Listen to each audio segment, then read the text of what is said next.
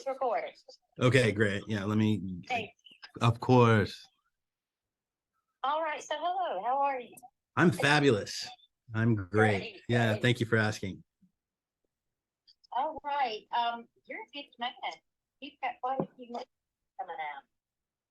Yeah, I've been really blessed that like I created a system that has been working for about 3 or 4 years.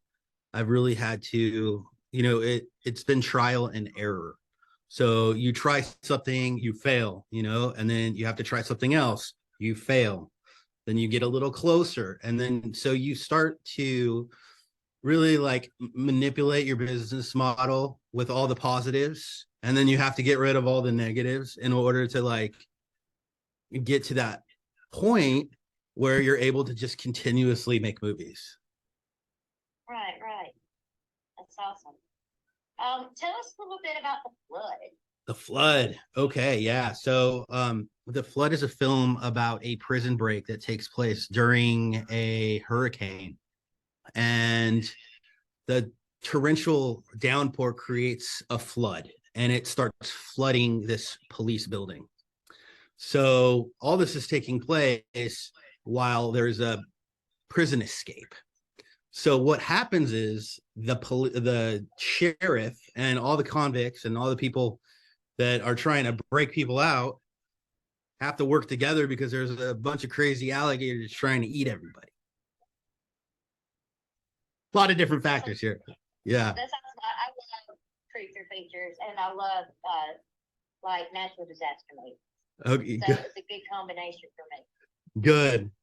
We could thank Chad Law and Josh Ridgway for their always being able to come up with just really fun ideas.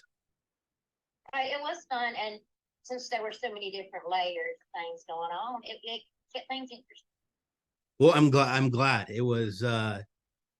It wasn't the easiest film to make, especially being like an indie producer. But we try to keep all these different elements alive, and it became very complicated in certain areas because we have to flood things.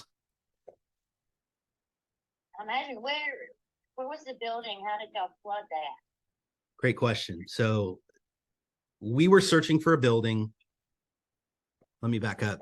At first, we were just going to build everything in a studio, but then that becomes so pricey because the studios in which you build cost a lot of money.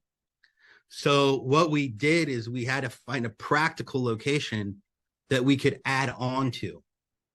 So this movie was shot in Southeast Asia for Louisiana. We didn't, and the building that we found was this old abandoned, it was like a trucking company building for trucking companies. So nobody has been using it, and it was a shell. So what we did was we went in there with our art team and basically created the internals of a prison.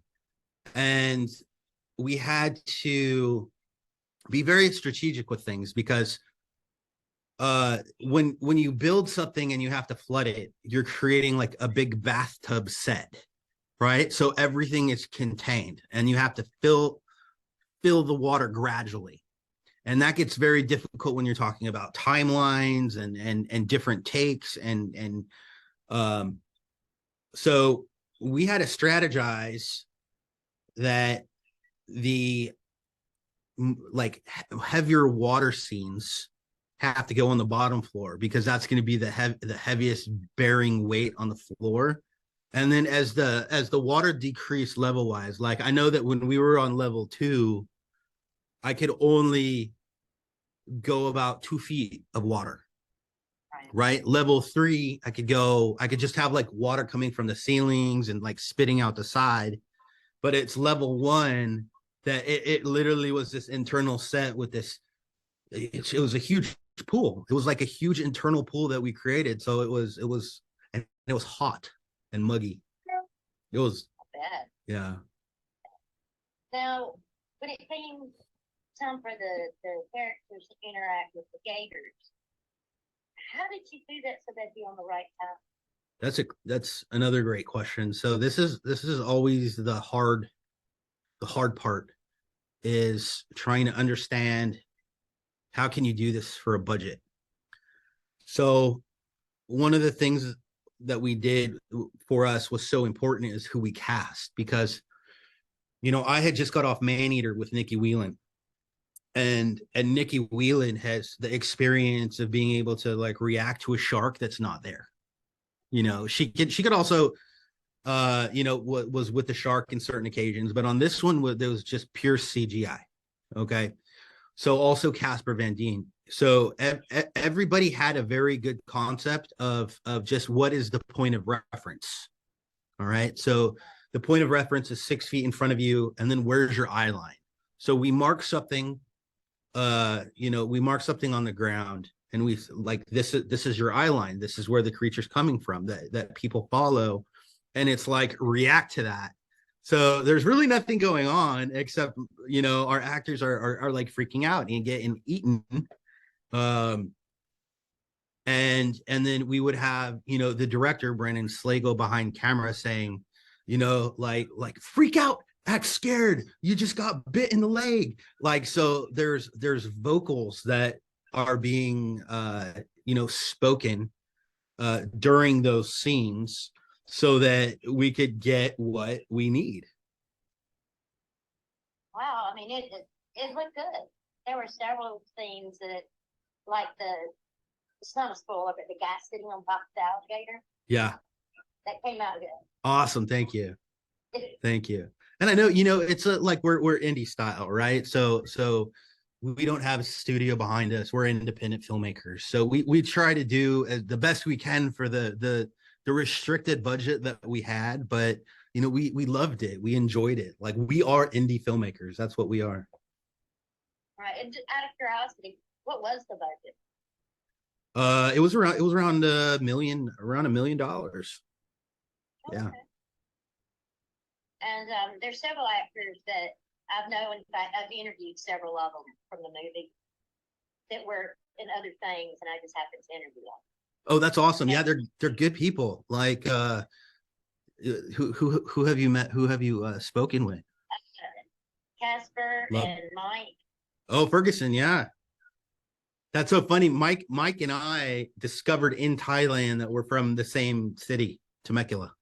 Oh. Yeah, it was so cool. Yeah.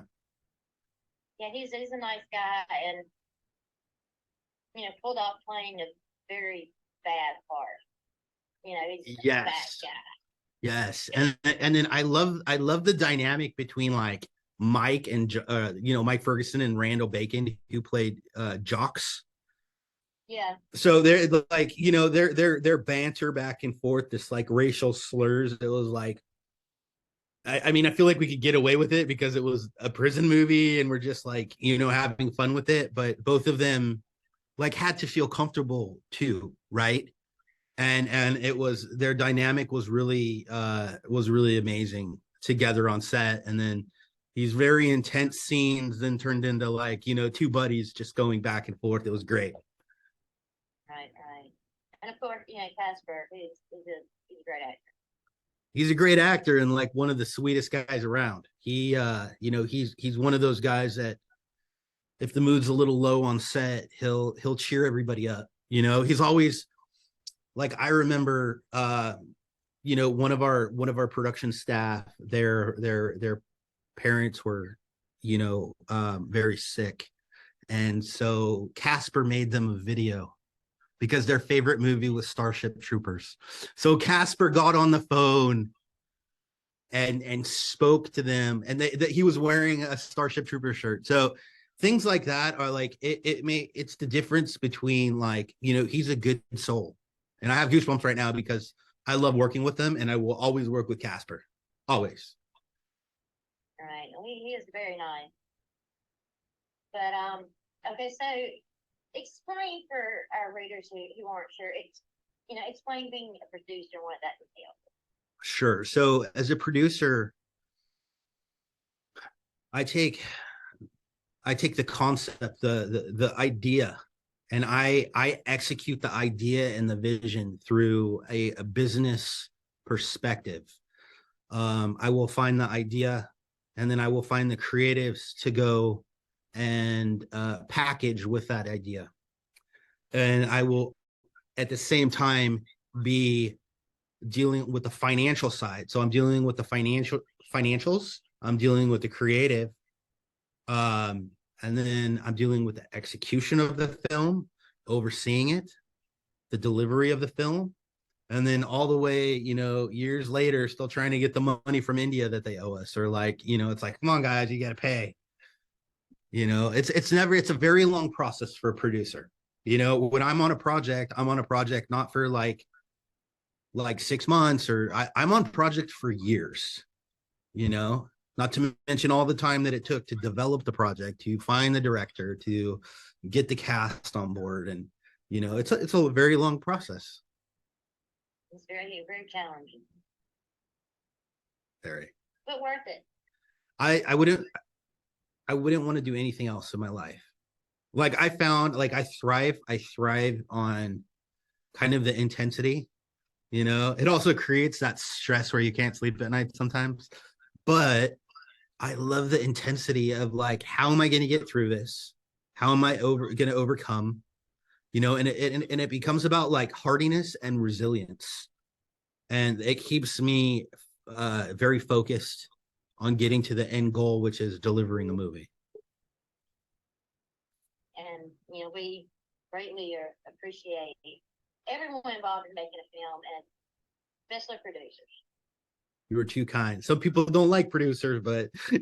It takes a lot of people to make a movie. It takes an army. Not one person can do it. Like, you have to have an army of very like passionate, creative people to come together to create something, and the amount of time, manpower, and effort that goes into a 90-minute film it's crazy, Yeah, it is.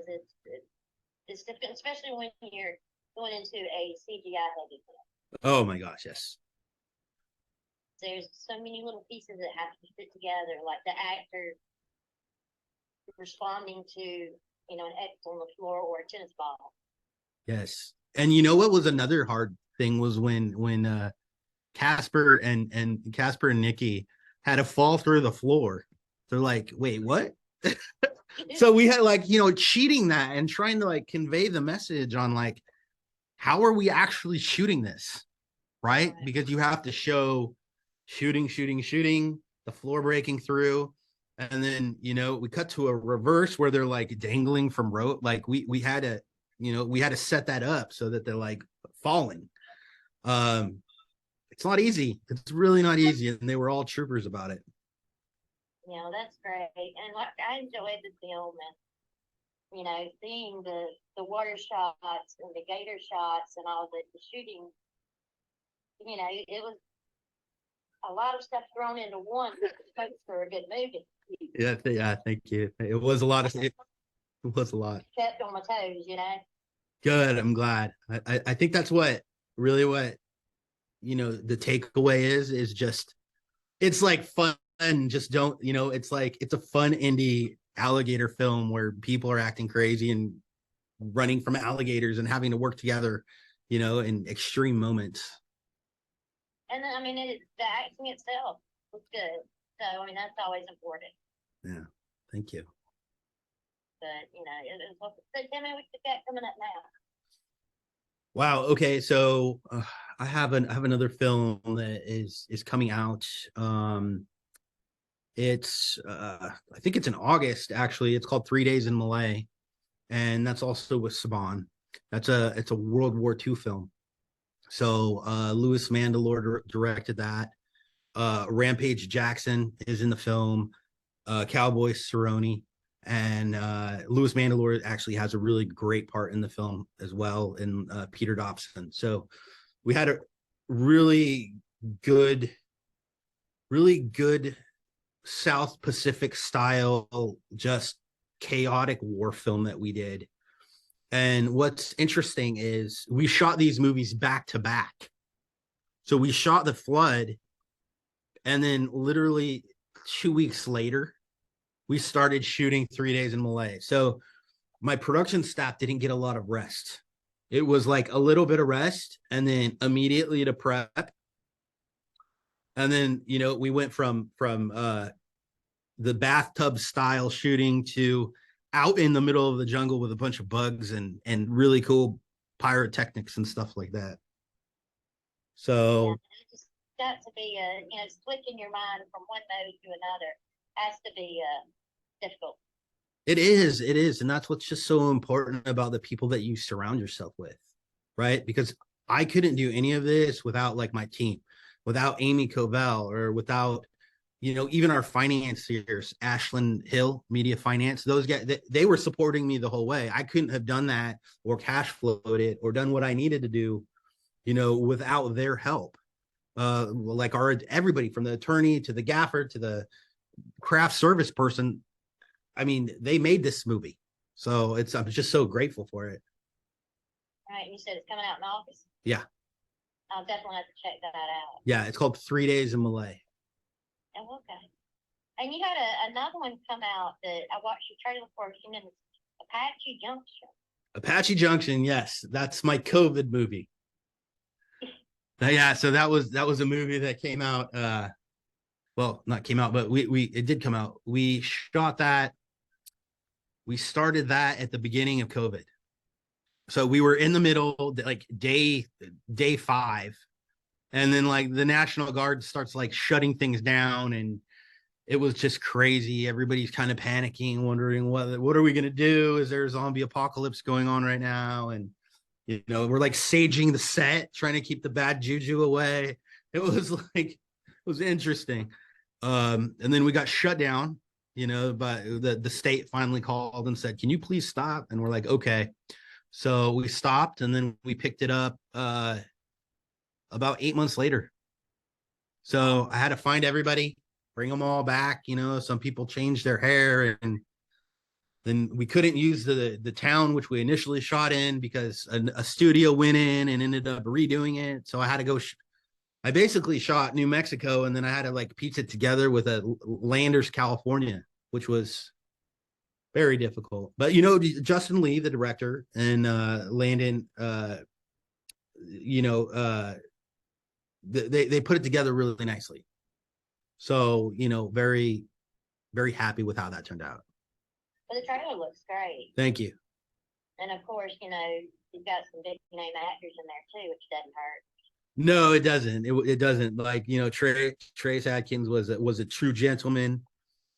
His you know, Victoria, his wife, was amazing. Then, you know, Thomas Jane, a friend, just was on it. Love him to death. Very kind person.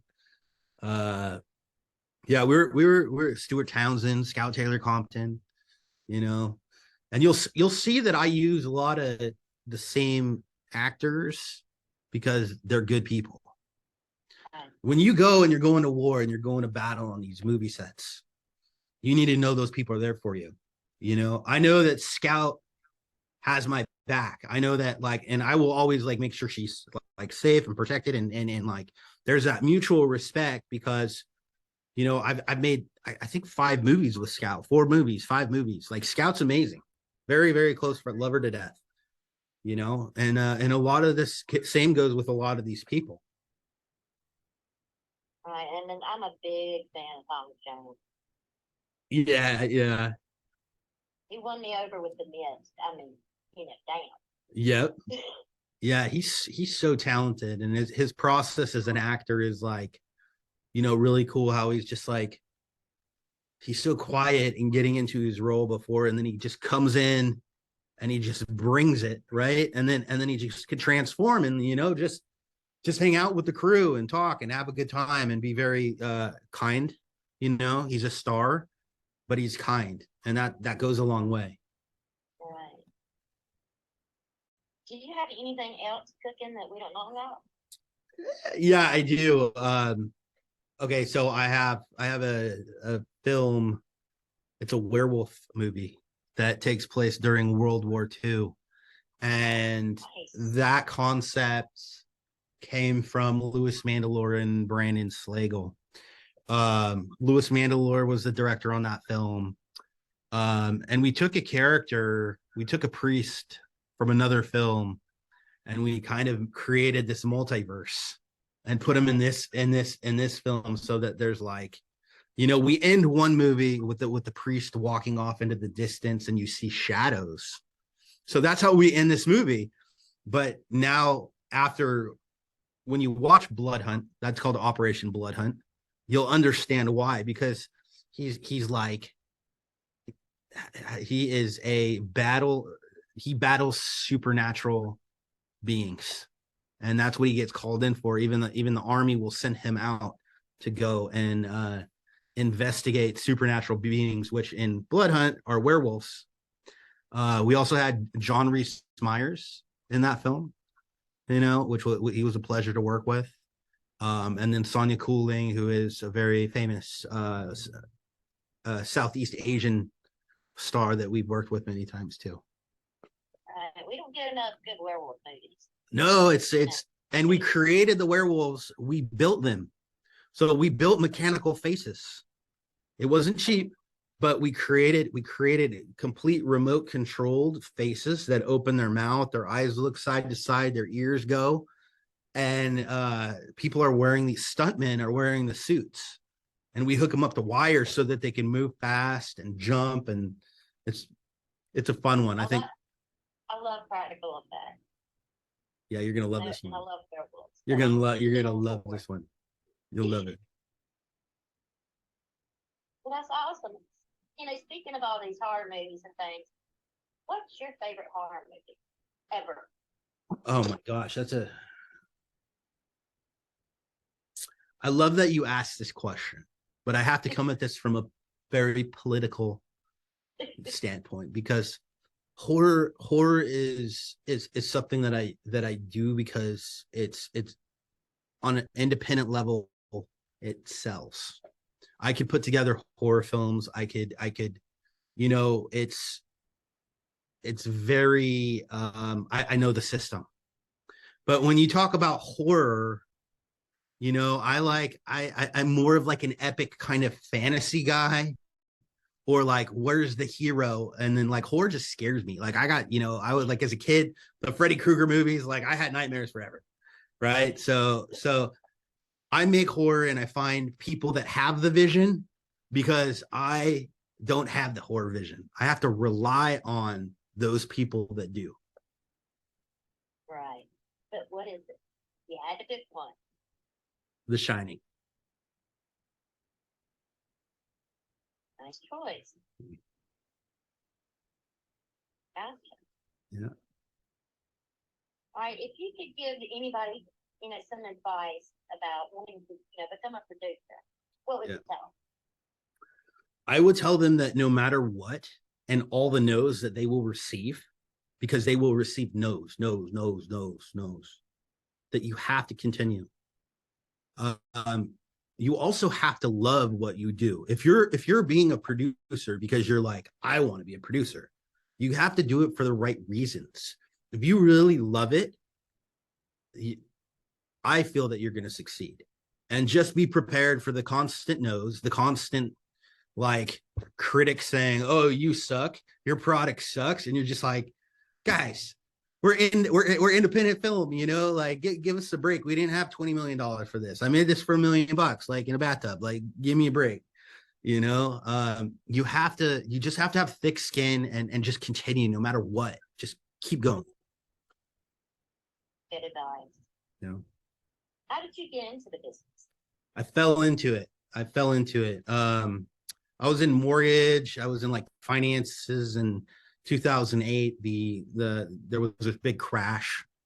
I lost everything. My sister at the time was working at CAA, and she was a logistics coordinator. So I, had a little bit of a, I would say, kind of entertainment industry background. And I wanted to bridge like business and entertainment. So my sister's like, "Hey, why don't you come back to LA? Come to LA and try to find yourself." And so when I got to LA, I had a real estate investor that his name's Charlie Quinn, amazing man. he said, "Hey, cowboy, let's make something." And I'm like, "I don't know how to make anything." He's like, "I believe in you." And I'm like, "Okay." So he just believed in me, and he gave me the ability to try to put together something, like some kind of production, and he financed it. And because of that, that led me to the career that I have today. So Charlie Quinn, I love him, and he's the one that kind of, him and my sister for letting me sleep on her floor. Right. Well, I'm glad to know that everything's better. Oh yeah, yeah, yeah. It's many years ago.